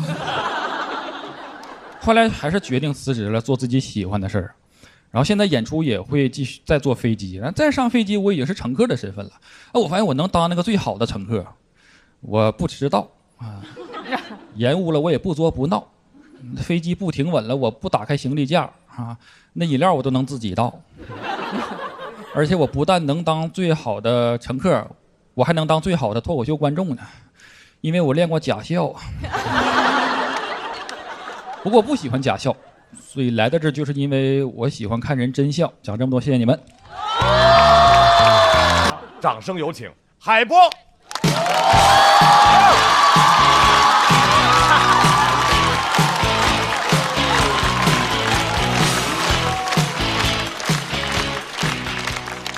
大家好，我是海波，是2个孩子的爸爸，不是孩子的爷爷。我女儿上幼儿园的时候，经常给她班里小朋友解释我是她爸爸，不是她爷爷，解释了3年。后来她班里小朋友回家之后，直接管自己的爷爷叫爸爸。从我女儿上1年级那天起，我就开始疑惑，我俩到底是谁在上学？我现在有了自己的班级群，老师每天都在群里发作业，有家长忍不住问今天的作业是孩子做还是我们做，立马撤回了。他不是发错群了，他是知道应该谁来做了。你说谁来做？这个群里1个孩子都没有。这个群里没有孩子，但是总有人在这个群里面炫耀自己的孩子。语文老师说回家之后写一篇300字的短文，就有一个家长问还需要翻译成英文吗？这不是废话吗？语文老师布置的作业你翻译成英文干嘛？有本事你翻译成甲骨文。还有一个家长问就300字够吗？你说300字够吗？你家300字不够，我家还有300字。家长群都卷吗？很多，我在。最夸张的就是有一次数学老师在群里说回家之后把试卷上的错题订正3遍，就有一个家长问我家1题都没错，该订正哪几道？太恶心了，我就把名字改成班主任。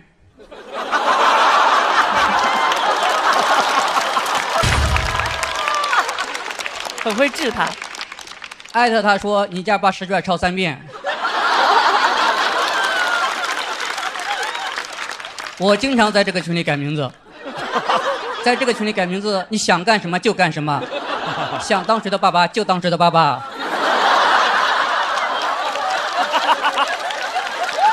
真硬啊，这段子。1年级小孩写作业很磨蹭，经常要写到9点10点，有时候写到11点，写到我的手都疼了。我理解的减负就是通过作业的方式减少这个世上父亲的数量。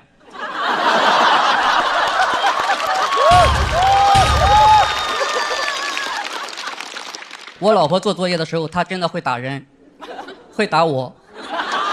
她理解的减负是减少这个世上的丈夫。我会帮我女儿写作业，会在她睡着之后模仿她的笔画，偷偷的帮她把没做完的做完。如果我不做，第2天老师就会在群里点我的名字。我害怕被艾特，每次老师艾特我的时候，我都很自责。为什么？为什么我不在前一天晚上把名字改成人家的爸爸？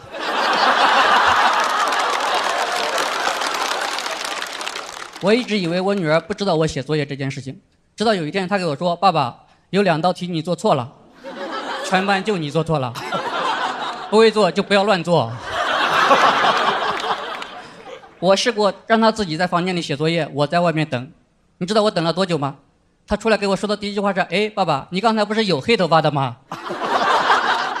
只要一让她写作业，她就开始削铅笔、找橡皮、上厕所、喝牛奶，还要给我讨论人生的意义、物种的起源，最后还唱了一首《时间都去哪儿了》。我说你写不写？你要不写我可写了。他说你要写就快点写，别磨蹭。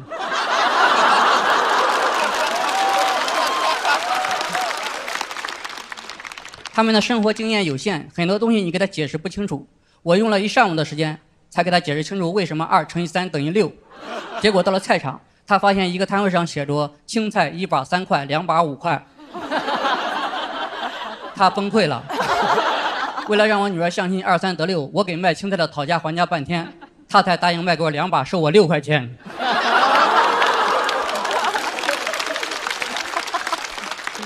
而且每天早上我会给他准备7支铅笔，1块橡皮，晚上回来就会变成1支铅笔7块橡皮，那7块橡皮还穿在那1支铅笔上面。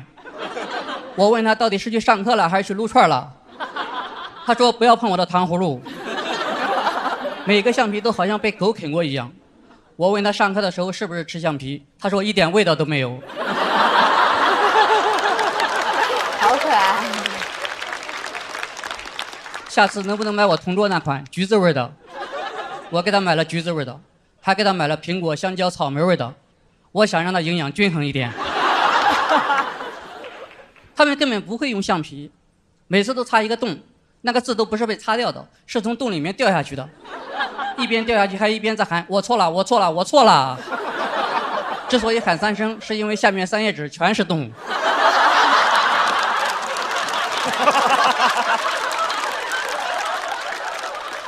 他们的书包带回来什么东西也很随机，他带回来过老师的书。有一天到家就开始写作业，写了2个小时才把作业写完，合上作业本哇的一声哭了。我跑过去一看，他写在了别人的作业本上。从那以后，他的作业本总是时不时地出现在别人的书包里，我怀疑是他故意塞进去的。一个孩子的爸爸给我打电话说：喂，你家孩子作业我已经写完了，我想问问你家住在哪里，我要把我家孩子的作业给你送过去。我说不会吧，你写的是我家孩子的作业，那我刚才写的是谁的作业？要不咱俩先对一下答案吧。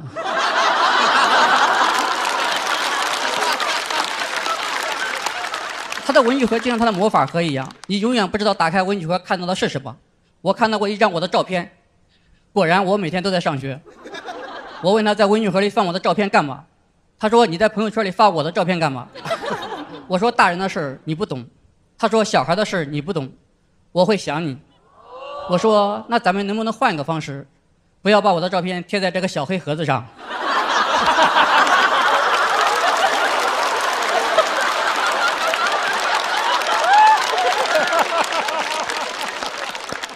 他说那我长大了是不是就得这样想你？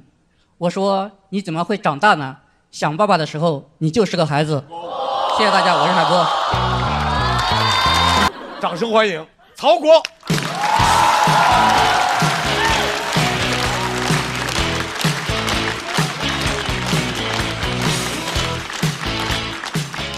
大家好，我是曹国。我不是海波的儿子。第一赛段比完，我跟我妈打了个视频电话，向她汇报第一赛段的比赛情况。她就给我提了一个建议，她说：“儿子，你可以试着留个刘海。”拜托，我这个发际线要是留刘海的话，这一刮风就像舞台剧开幕一样。我也没有想过去植发，因为植发只能治秃，它不能治脱。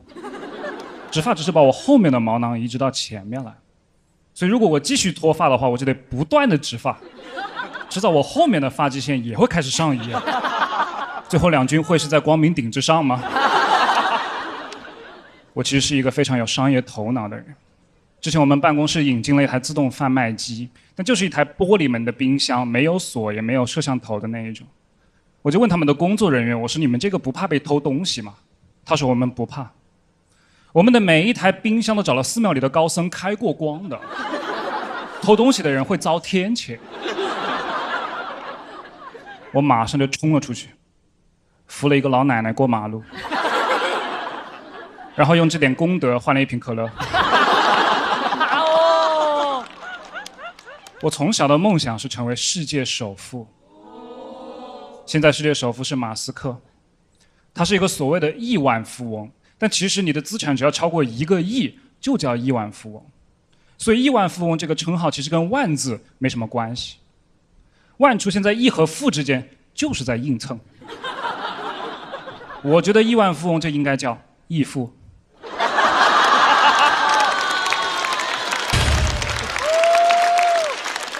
马斯克可以考虑一下做我的衣服。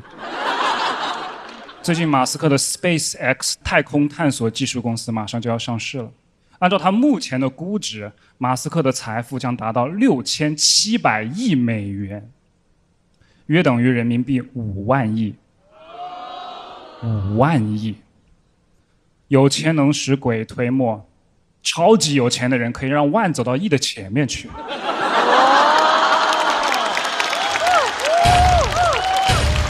5万亿有多少个零？你们知道不？12个。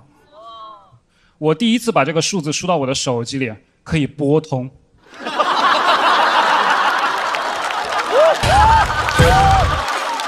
么拨通？怎么能拨？好厉害！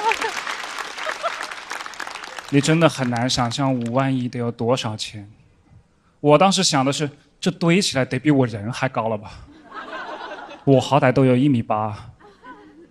我知道你们都不想问这个，但是你们得知道，1.8米是净身高，头发没算。然后我的老婆就说我特别的幼稚，什么人这么有钱会把它堆在家里？我要是有5万亿的资产，每天我一回家就在那边畅游，蛙泳、蝶泳、自由泳、仰泳、狗刨、深水炸弹。大家今年都怎么了？好突然啊！我真的很好奇这些亿万富翁是怎么赚到这么多钱的，我就去看他们的电视采访。当记者问他们怎么赚钱的时候，他们最喜欢给的一个答案是什么？我对钱没有概念，钱对我来说只是一个数字。这100%是句废话。我的钱对我来说也是个数字，3也是个数字，单位是个，我有3个钱。什么意思？我不知道，我对钱没有概念。还有一类亿万富翁让我觉得更恶心，就记者问他们喜不喜欢钱的时候，他们第一反应是否认和回绝。什么钱？我从来没有碰过钱。呸！这也是句废话。现在都是移动支付，我也碰不到我的钱，它就变成你的钱了呀。而且喜欢钱有什么不好承认？你都是全世界最有钱的人之一了，你不喜欢钱，我喜欢啊。我是喜欢，我刚刚演的有点过了，不好意思。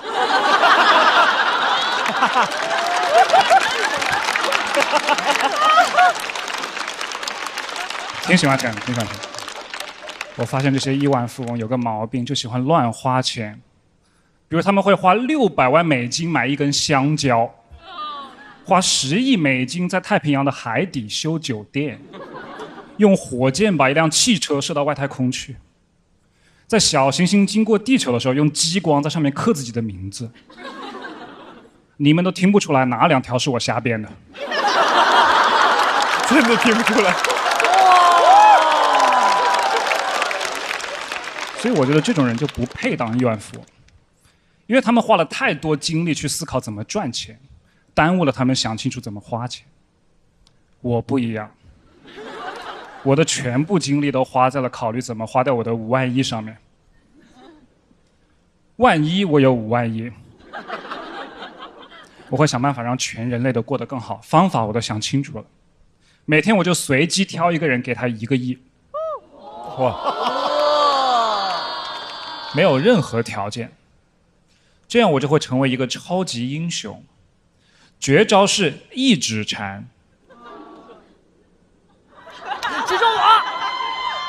就是你了。今天晚上得给我想清楚怎么花掉你的1个亿。所以马斯克，你给我听好了，我要对马斯克喊话，看哪个镜头，请问？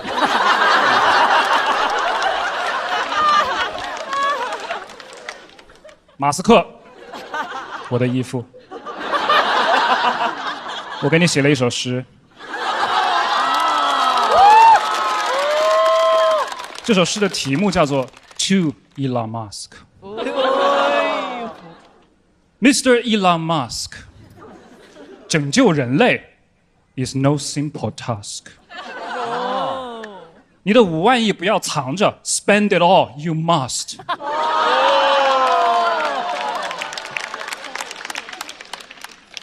改变命运只要1亿人民币 ，Me you can trust。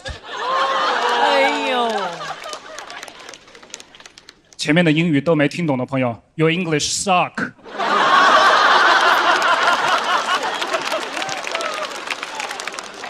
为了押韵，我已经说了3次 us。us 是 we 的宾格，有些朋友可能会 ask。Mr. Musk， 给我一点钱，我明天就去植发。我头上这片荒地比火星更值得开发。Mr. Elon Musk， 现在就给我转钱吧。谢谢大家，我是曹国。掌声欢迎李奇宝。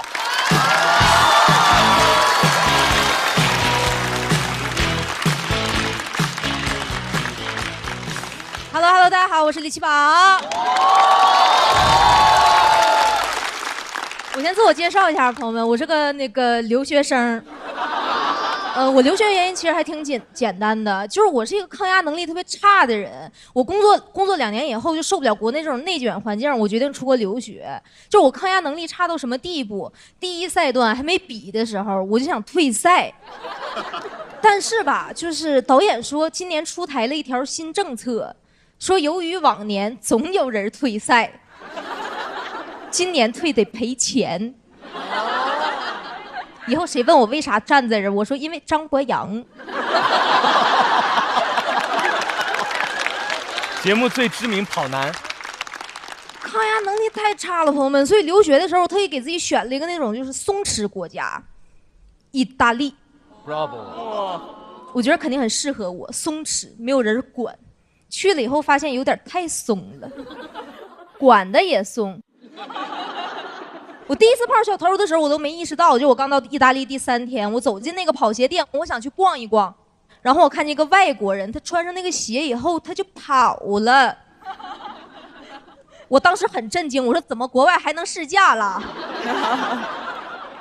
然后发现不对，开始有俩人开始追他，真跑不过，给我看的都心动了。我说扎斯拜他。店员问我要哪双，我说就要跑走那双。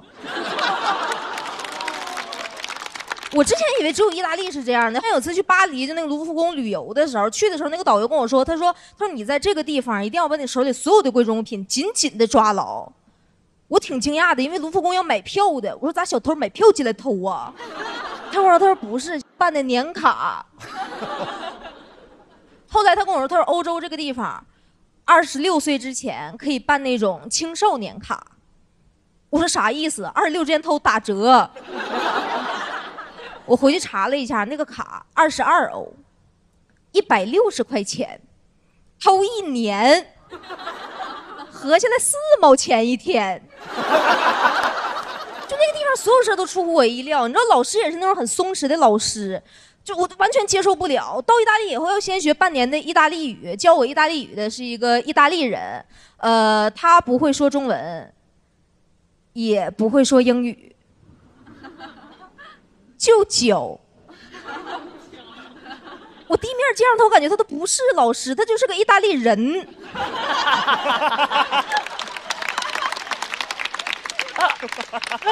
上课第1天我都懵了，全班20多个中国学生加上1个意大利人。我说就这个语言环境你还不会说中文吗？老师教学态度也很敷衍。我学的第1句意大利语叫做 Poco Italiano parlo inglese， 就会这一句。这句话翻译成英语就叫 Can you speak English？ 老师自己都不会说 English。我就拿那个翻译软件，我去跟他说，我说我觉得你这样我是没有办法学好这门外语的。他给我那个理论很简单，他说如果你想学好一门外语，你最简单的方式就是直接从这走出去。我说干啥去？他说你上大街上随便找一个外国人跟他说话。我说你不就是外国人吗？而且他这个理论行不通，朋友们，就是你早期那个词汇量不够的时候，你跟外国人说话真的很诡异。你走到那个外国人面前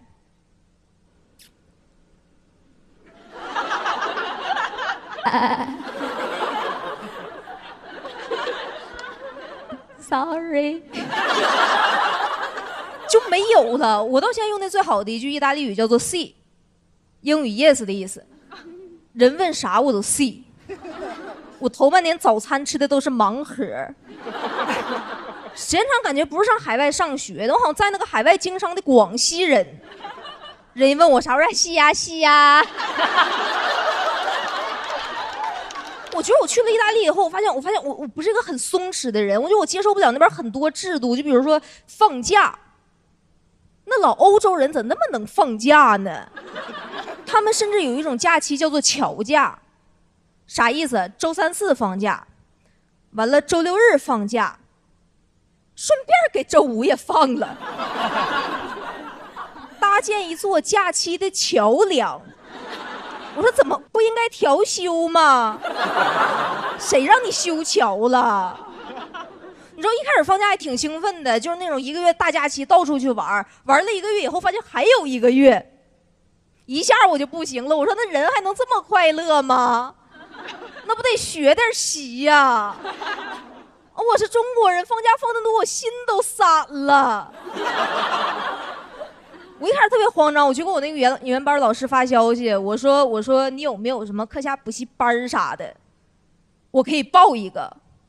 他跟我说，他说你要是没事的话，也不要给我发消息。他说你可以去公园里躺着。去了，朋友们，有效果，躺一下午，一下就收心了。我手机丢了。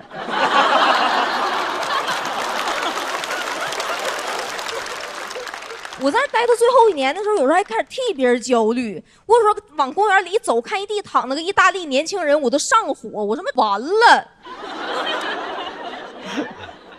都废了。因为你知道，当一个国家是这样，所有人都心散，就没有人好好工作了。我甚至经常吃不上饭。我有一次点外卖，3个小时没送到，我打电话问客服咋回事，客服跟我说，他说外卖员走一半累了，给我饭吃了。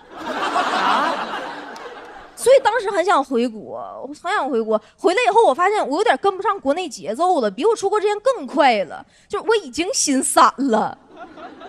就我发现现在还有那种15分钟就能送到的外卖，15分钟什么概念？就是偷我外卖的人他都吃不完，而且我也没有办法再努力工作，我看能力比之前还差。前段时间改稿会开到第3天，我嘴角起了个大泡，这帮演员还开始嘲讽我，哎呀，我们常年在国内的人就起不了这种泡，你这个是意大利泡啊！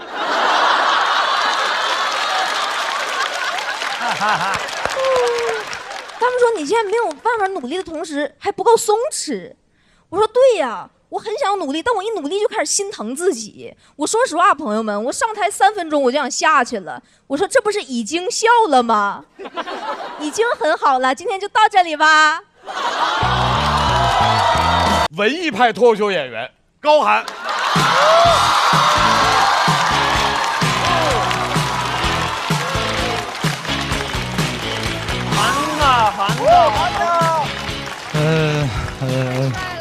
太帅了！大家好，我叫高寒。我能坚持到现在，全靠观众对我的爱。我觉得观众甚至有点溺爱了。有观众说高寒长得像刘昊然，说高寒跟刘昊然就差一个发型，所以我剪头的时候给理发师看图片，我说我想剪刘昊然这个发型，他说剪不了。我说你剪不了就换个人，谁能剪谁给我剪。他说谁来也剪不了，你现在就是刘昊然的发型。丢。我知道自己不算好看从小牙不齐，因为小时候家穷顾不上美观。我小时候跟我妈说过要戴牙套，我妈说儿子你要矫正牙齿，那隔壁吴老二脑血栓都没治。我去隔壁看了，吴老二牙非常齐。什么鬼？我妈说她牙齐就对了，她现在脑血栓没钱治，就是因为之前花钱矫正了牙齿。所以比脑血栓轻的问题我不敢提。小学牙不齐没治，初中驼背没治，高中青春痘没治，我越长大越难看。出生那天就是我的颜值巅峰，接生的护士以为刘昊然出生。每次跟我妈面对面，我都想问问她，我说妈妈，我就站在你面前，你看我几分像从前？但是妈妈也没办法，因为妈妈更不像从前，她从前是王祖贤。长得差点也就算了，关键我这个气质也是唯唯诺诺、畏畏缩缩啊。因为穷人家小孩害怕犯错，我小时候打碎过一个碗，那碗我差点被打碎了。听到摔碎东西的声音，我爸就冲进来动手，他好像一个埋伏在帐下的刀斧手啊。我说一个碗至于吗，爸？就感觉打碎这个碗，咱家就会倾家荡产。我说爸，你最近不会在外边要饭吗？真的这至于吗？我说这个碗，它不会是那种速配勾勒出青花、逼疯弄砖单那种碗吗？青花瓷。但有钱小孩不怕打碎碗，所以司马光他敢砸缸。如果是我看一个小孩掉水缸里，我会非常纠结。我说，哎呀，一个小孩的性命固然宝贵，可一个大水缸也价值不菲呀。我搬起石头是能砸缸，但更容易砸到自己的脚。因为打碎一个碗，我爸都打我一个晚上；要把家里缸砸了，我3个晚上别想好过。我家的缸是3碗不过缸。其实我非常嫉妒司马光，因为大家都说他是神童，我也是全村最聪明的小孩，但没人知道我是神童。我发现神童是需要家庭条件支撑的。我更嫉妒的人是丞相的曹冲，我觉得他那个故事太奢侈了。因为三国时普通小孩连饭都吃不上，他在那研究大象。俩小孩唠嗑说：“哎，你听说了吗？咱曹丞相的儿子称相了，你猜他咋称呢？我猜他应该是吃饱了称的。”哎，别说三国小孩了，就我小时候都没见过大象。学曹冲称象时，咱村里小孩对大象没有任何认知。我同桌跟我说：“他说高寒，大象太恐怖了，我听说摸大象一下就会变成盲人。”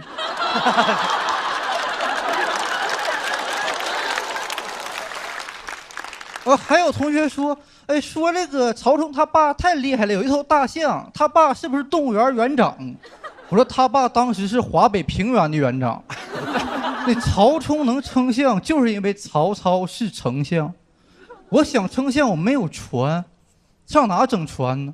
曹冲不存在这个困难，他正准备找船呢，曹操就过来了，说：“儿子，你可别找了，船那玩意儿爸肚子里就有。”就曹冲那个条件，他能成为任何他想成为的人。他称完相，那手下就都在那儿欢呼。但曹冲觉得，哎，当神童也没啥意思。